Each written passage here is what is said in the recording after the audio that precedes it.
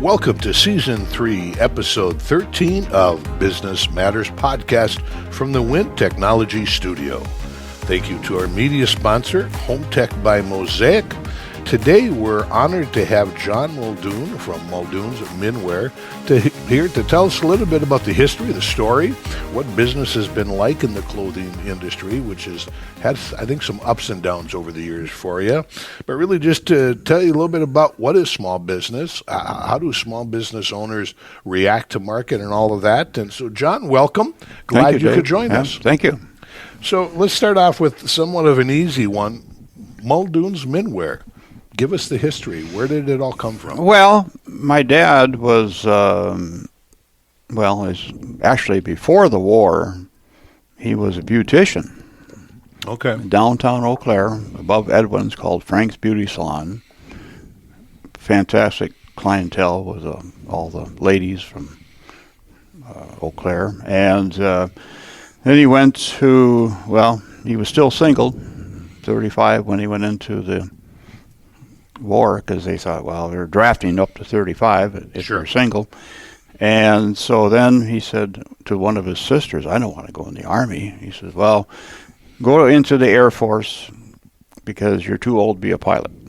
Okay, so that's what he did. And he basically was in Brownsville, Texas the whole time, or someplace like that. Sure. And I said, did you ever leave the States? Once, when he crossed the border to get a steak in Mexico, and he came back that night. But when he came back, things had changed for him. So he worked for a place called the Toggery, which was downtown Eau Claire here, and there was Bud Kapleen was the other guy, and George Norgan was the owner. Well, there was only 3 guys in the whole place, and there was quite a few men's shops in Eau Claire, downtown only.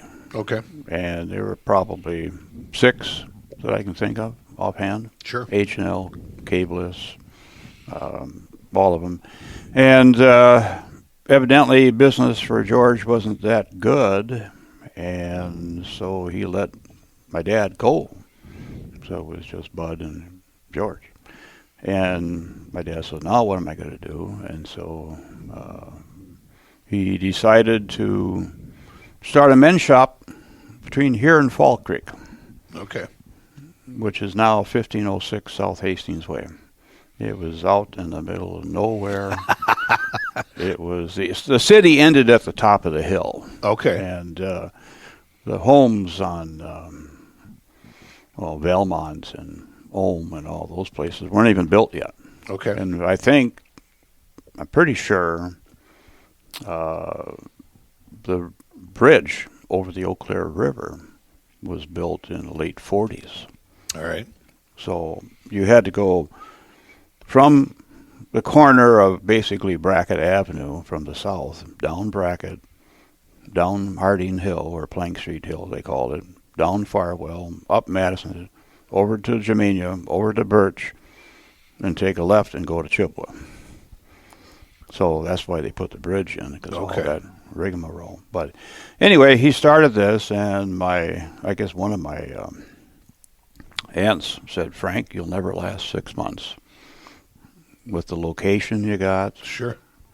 And it's just, he proved her wrong. So when he moved there, again, when you think of what's there today, was he the first business? Oh, yeah. Were there? Okay. He built a building. It's 3,000 square feet.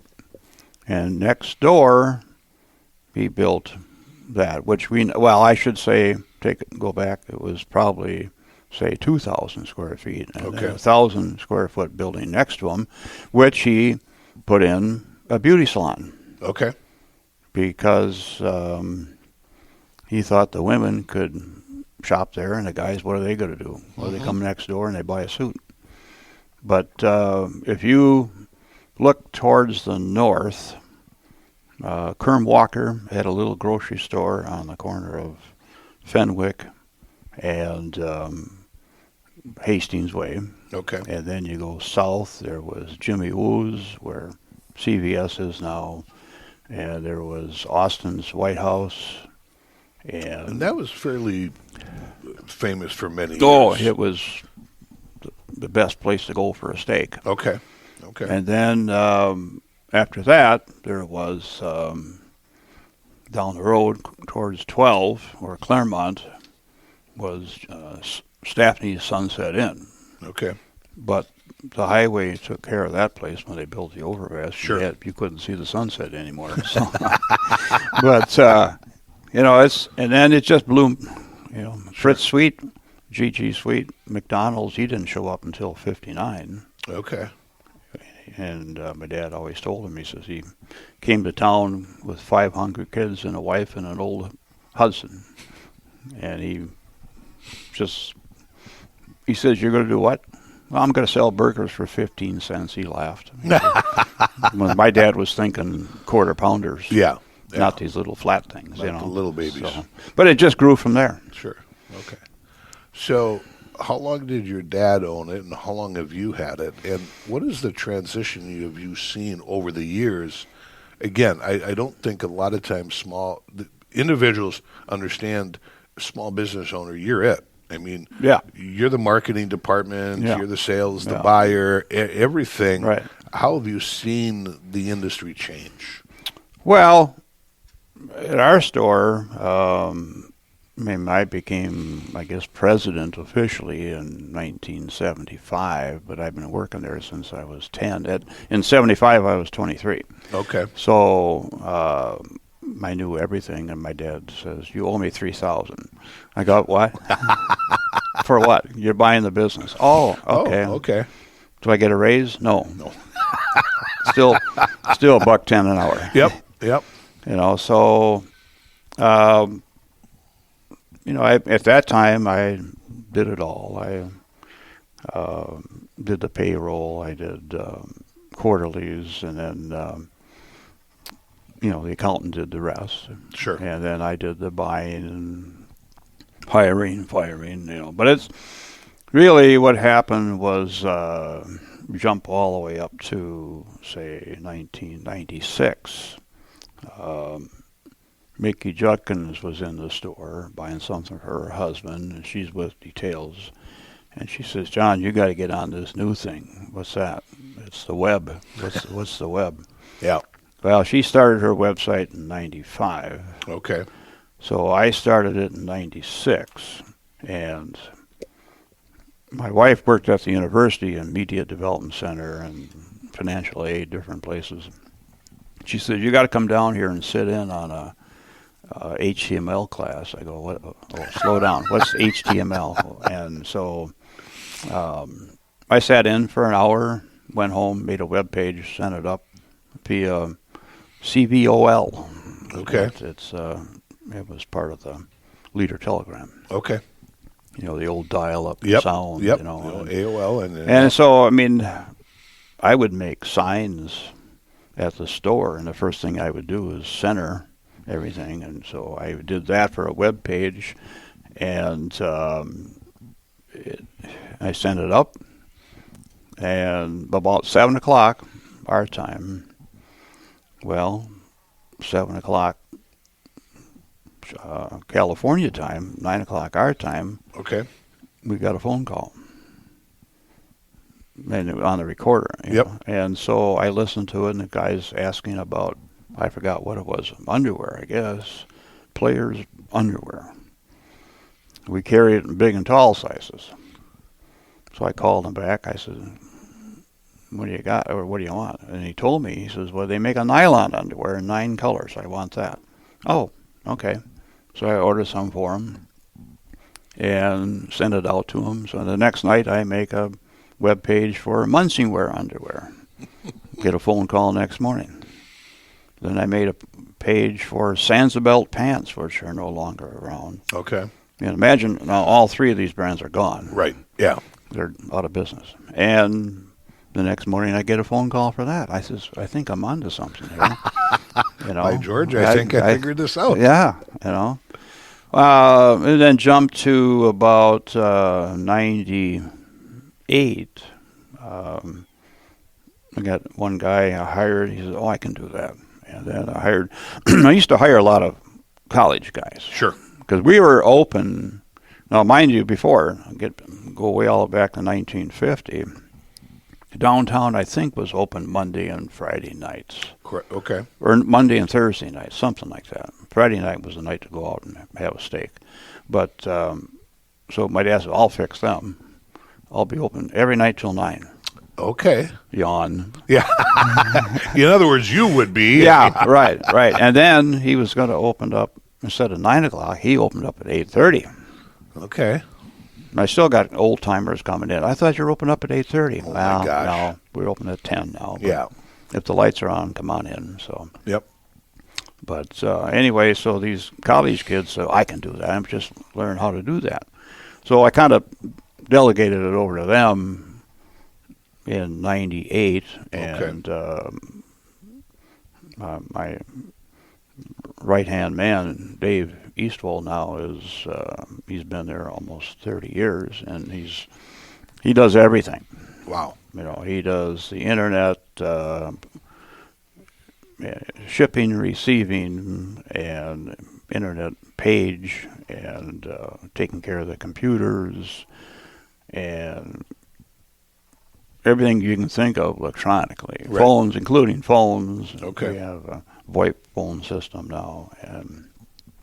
But you got to have somebody like that in store. Right. You can't be calling somebody or texting somebody and they get back to you in 3 days. Correct. I mean, you need somebody that can react now. Yeah. And so that's very convenient. Then they hire, good guys to sell, and the trick is to keep people in the sewing room. I've got one young lady that she's been with me since she was 14, and she came via her brother who had worked at the store.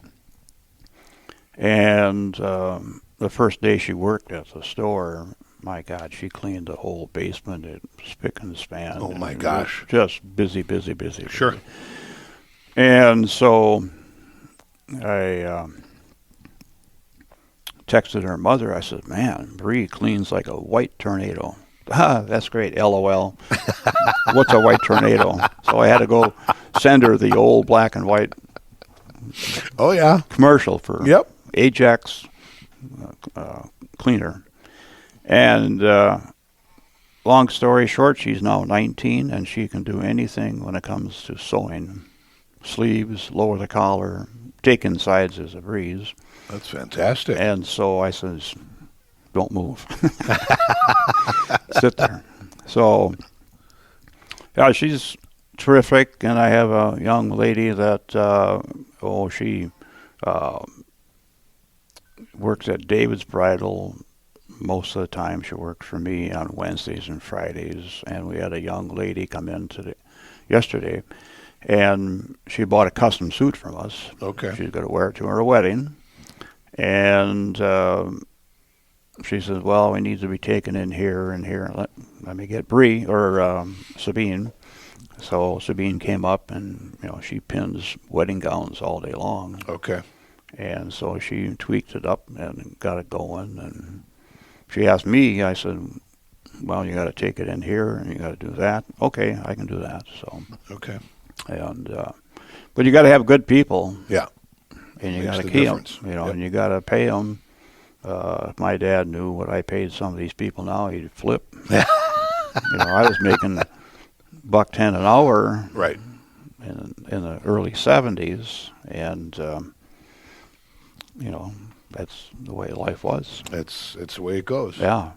So you talked about getting in early on the internet, which has changed for everybody at some level. I mean, no one's that hasn't been effective. Percentage-wise, how much of the internet sales is what you do today?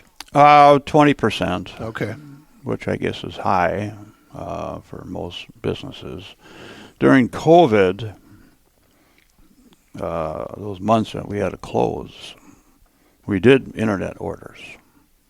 We were allowed to do those because if you had the COVID virus on a shirt, it would die in 2 days. Right. Well, it takes that long to get to a guy. Sure. Or longer. Yep. And so Dave and I would go in at 11 o'clock, and we'd wait for UPS to show up at 3, and that was our day. Okay. So that year, we were down, the entire year, we were down 50% for the year.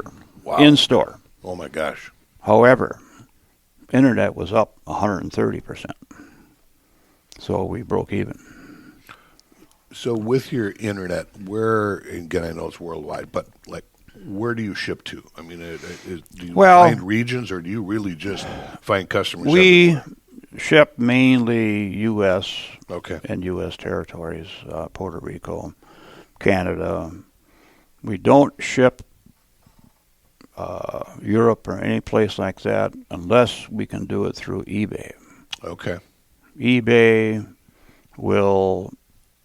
we ship it to eBay port for $8.95 like we do anything else. Okay. They take care of everything. Our problem was when I first started, there was a guy that he found us. He found that we had this big parka, the old snorkel kind parka. Yep. 4X tall. Okay. I remember taking pictures, or somebody taking a picture of me in it. You couldn't see me. So I sent it to him, and, that's what I want. That's what I want. And a lot of emails back and forth. And something was just getting kind of fishy here. But I sent it out, and he said, well, just send it U.S. mail. Nah, I can't track it once it leaves U.S. Sure. So I can track it UPS. Yep. So I sent it UPS. Long story short, it came back to us because it was a fraud. This guy said, I didn't get it. Well, he got it. Tracked it. Yep. And the other part of that, there were 4 guys, and they were college kids, I want to say Denmark or something like that. Okay. They all got 4 years in jail, not for just the parka, but they stole millions of dollars from IBM. Oh, my gosh. Computers. Sure. And so it was a bigger operation than one little parka. Than one little parka. Well, one big and tall parka, but it's still, my gosh. So we don't mess with that because we've sent them out before. We tried again. Okay. Well, Sure. I didn't get it. It didn't fit. Now what do I do? I don't know. Punt. Yeah. So with your internet sales, and then I want to get to the in-store, what do you see as the main things you are selling online? You talked about starting underwear, but where is it gone today? 80% of our sale are hats. Really? And going back to the COVID days, we sold 3,600 hats that year. Oh, my goodness. That's about 10 a day. Okay. And people said, why? I said, well, think about it. What could you do? Right. Walk your dog with a new hat. Yeah. And it's been, it's down to maybe 2,500 hats a year now. Okay. It's still good. All right. And the rest of that, 20% is probably socks and underwear. Okay. Sometimes shoes, but,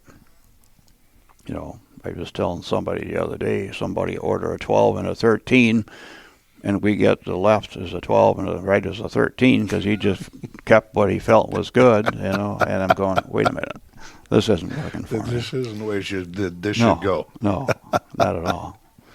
So let's talk a little bit about the change in the industry.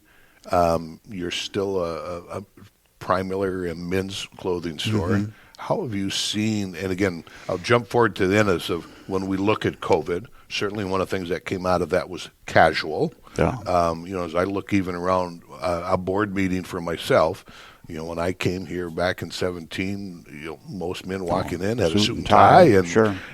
Nice handkerchief like you do here today. And now, maybe outside of my banker or the lawyer sitting there, and they're not sometimes a lot of suits not or them. ties. Yeah, sometimes so they how don't. have you seen the industry change? What have been the challenges for you? Dress wear and sportswear.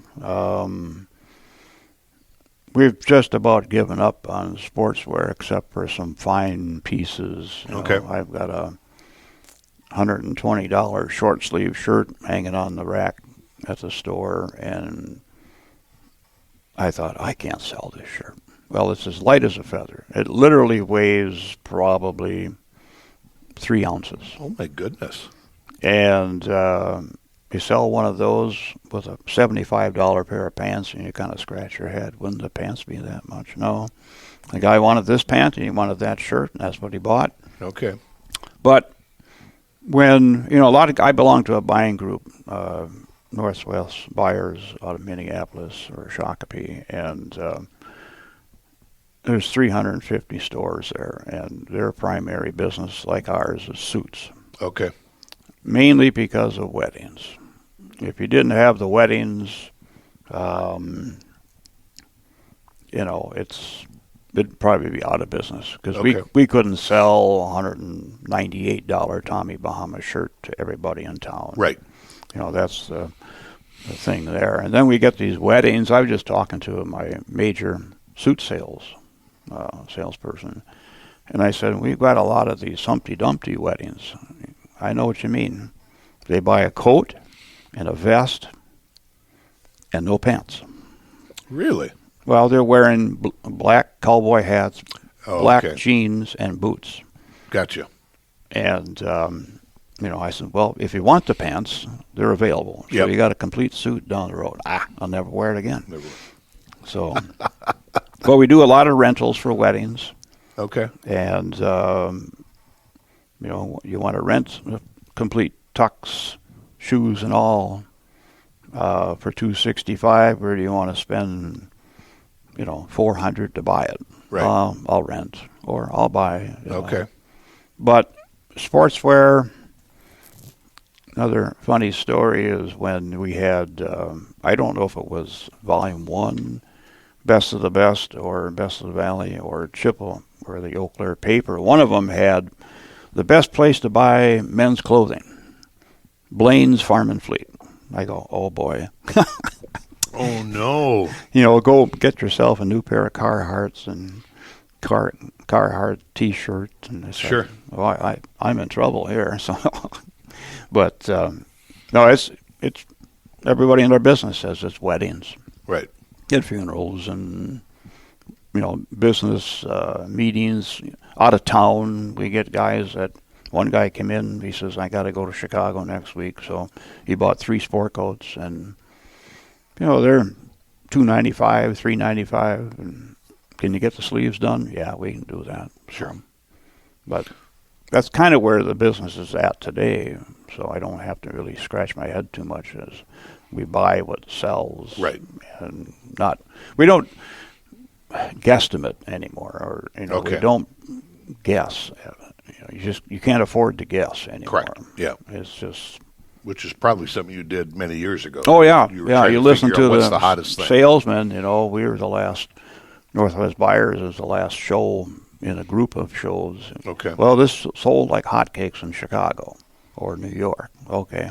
Well, we'll give it a try.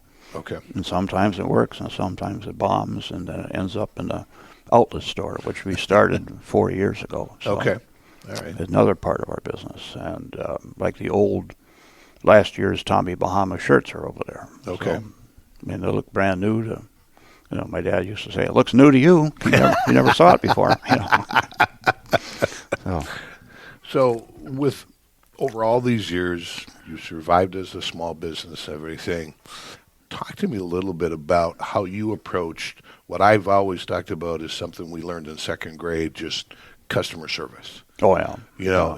Today I think, unfortunately we have turned that into somewhat of a 4-year degree now. Yeah. But how do you deal? I mean, what has been your outlook when you deal with your customers? What have you tried to give your employees? We've got, basically older guys working at the store. Okay. Older meaning Bob is 77, but he's been in the clothing business for years. He worked at Macy's years ago. Okay. And you got to have people like him. We greet him at the door and say, how you doing today? We don't say, what are you looking for? Because they're saying, I'm just looking. Right. And sometimes you get a person just looking, and they'll throw $1,000 worth of clothing on the counter and say, "I'll take this." Okay. 9 times out of 10, it doesn't work that way. And I tell my young guys, you say, "I'm looking for a suit." "Okay, what size do you wear?" Don't say that. Okay. Don't ask that. You get the tape measure and you measure them to look professional. Walk around with a tape around your neck. Yep. And you've got to teach the young ones. The old ones know that. But we're customer service all the way. Because we're so small, I can order one suit. Okay.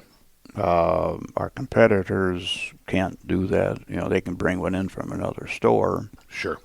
But I show them the book. Which one you like? I like that one. Call them up. You got this? Yeah, I got that. Send it out. And so it's full customer service. That's the whole, especially with custom suits. I mean, that's a one-on-one, take an hour to measure and all that kind of stuff. But just off-the-rack suits, it's still, you measure. And right. So, but just absolute customer service all the way. Don't let them look like they do at Kohl's or other places. Sure. Guy says, "Well, I've been looking for a suit." And he's a great big guy. Where you been looking? Kohl's. Well, Kohl's goes to 46. You need a 56. Yeah.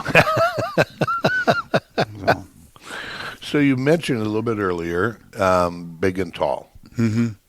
Again, just as a society, we're Sure. packing on a few more pounds. Yeah. Overloaded. How much of that world do you get into? Probably, 80% of it. I mean, Okay. our business is big and tall of some sort. I mean, your big and tall probably starts at 48 coats Okay. on up. We go to 70. We have suits up to 80. Pants up to 70. Okay. Shirts 6X tall. We can get 10 in a T-shirt probably. Had a guy looking for a 6X tall sweater vest. I said, "I can't find it." So, but then we'll look, and we found one on kingsize.com. We sent him there, and that's one thing that we couldn't find for him, but we go find it someplace else and help him out. Sure. And he had already sold him a suit, so Okay. so yeah, it's big. And I kind of backed off again on big and tall sportswear, but not suits and sport coats and pants. Okay. So it's dress shirts. We go up to 26 neck, and after that we can do custom shirts for $150. Okay. We had one guy come in and he needed a 20-inch neck, but he had the body of an 18 shirt. Oh my goodness. So I've always had a problem. Well, let's do a custom. How much? 150. He says, "Well, I got to have a burgundy one for my wedding." So we fit him up. And 4 weeks later, he got it. He loved it. He ordered 3 more. Oh my goodness. Wow. So that's all word of mouth. Right. You can't And advertise, custom-made clothing. But it comes back to customer service. Yeah. Taking care Oh, of yeah. it. Yeah. It takes a while just to measure a shirt. Yeah. They probably have 10 measurements.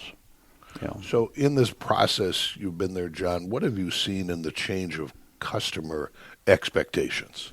I mean, I can remember going, starting in Superior and, going to a similar store that you probably even knew the gentleman. But I mean, it would, I used to tease my kids. Mm-hmm. One of the reasons I liked going there was for the level of customer service. Mm-hmm. They knew every suit I had and every tie I had. Oh, yeah. So when my kids were growing up, they just had to walk in and ask for Roger and say, "Dad needs a new tie. Which one's going to go with these 3 suits?" Sure. But what have you seen as far as expectations from your customers over the years? I mean, where the men came in back in the 50s, 60s, bought their 3-piece suit and everything, to the sportswear today. That probably really hasn't changed that much. Okay. We have a POS system that can tell us what suit the guy bought. Okay. And then we look it up and do it that way. Back when it was all pencil and paper, I suppose that was, memory. Sure. Because each customer or each salesman had their own customers. You didn't split them up and that kind of thing. But like now when it comes to formal wear rental, like commissions don't really work for a guy Okay. or for me to pay my help, mainly because you'll have 2-3 different guys waiting on the same guy Sure. at different times. Yep. I'll be back. We call them the be-backers. And sometimes they come back and sometimes they don't. And when they come back, somebody else waits on them because the other guy's off that day. Sure. Well, Bob was showing me a suit and might take another look at it. Okay. And the same thing with rentals or weddings. There'll be 2-3 people talking to them. But as far as what the customer expects, I think they just, service with a smile, that kind of thing. It's been all it was all the time. It's been that way forever. Okay. And try to, keep it jovial, not so serious. Because some of these, especially for a wedding, the bride is uptight and it's like, can be a little stressful. Oh yeah. And but sometimes too with weddings, it's like you get too many cooks in the kitchen. Mm-hmm. Like and Sabine from David said the same thing. Oh my God. You get the mother of the bride, the mother of the groom. Oh, you should do something over there. Well, then that makes something over here. And but yeah, it's just have to be service, right? And, it's just. Well, the important part of that right there is just listening to what everybody is saying. Well, that's it. And try and guide them where you think they really need to be. Yeah. And, and that's the art of customer sales right there. So. Yeah. And then even on one wedding, I said, in the notes, might be back. And the groom got a suit. Well, I think he was renting.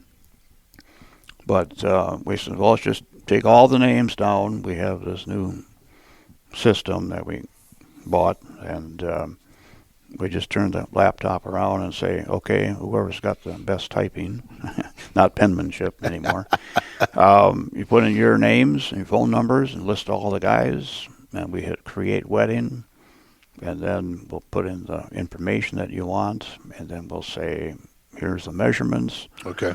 And she said, well, we might be back. So this Dave, again, he's looking at this stuff all the time. He goes one morning, he says, your B-backers are back because all 6 guys have been measured. Oh, okay, good to know. Nice. So we ordered it out, and so it's casual, but you got to keep a grip on it. Yeah. Especially for weddings, and so they expect, full attention to their wedding. Yep. Whether it's 2 or 12. Yeah. And because we get guys, the reason we did this, what they call suit tracker for weddings, is that you'll get a guy come in, I need to get measured. Okay. Wedding? Yeah. What's the groom's name? I don't know. What's the bride's name? Maria. Oh, my goodness. What's the last name? I don't know. Are you friends with them? Yeah, do you know them at all? And the other thing is when they come in to pick something up, I've decided to say, I told all the guys, I said, you ask, what's your last name? I'm here to pick up a suit. What's your name? I used to say, what's your name? Jesse. Well, good. Okay. Yeah, we'll get that That's down. close, but what's the last name? And then, but half the time they don't know if they're renting or buying. Okay. So you got to tell them that. Then you go back and forth. Well, can I rent this? No. Why not? Because it's not for rent. Why isn't it? It's like, okay, this is a suit. You're buying it. Yeah. So that's what they picked out. Okay. All right. What advice would you pass on to just a young entrepreneur, a young individual thinking of starting their own business, that you've learned along the way that this is a key piece you need to understand about owning your own business? What would you tell someone? Get a good lawyer, get a good accountant, have money in the bank. Don't spend too foolishly. We or I have, cut off most all advertising. At the suggestion 2 years in a row from my accountant, he says you spent $94,000 last year advertising. That's a lot. Oh, okay. So I cut off radio, TV, newspaper. Got a little ad in volume 1. I got a podcast with Jay Moore in the mornings, Tuesday morning, 7:20 if anybody wants to listen. And that's it. Okay. And we do spend quite a bit on Google. Okay. Because of our website. We probably spend 500 every 2 weeks, something like that. Sure. Because people come in, new people, we ask them, how'd you hear about us? How'd you find us? Well, you come highly recommended.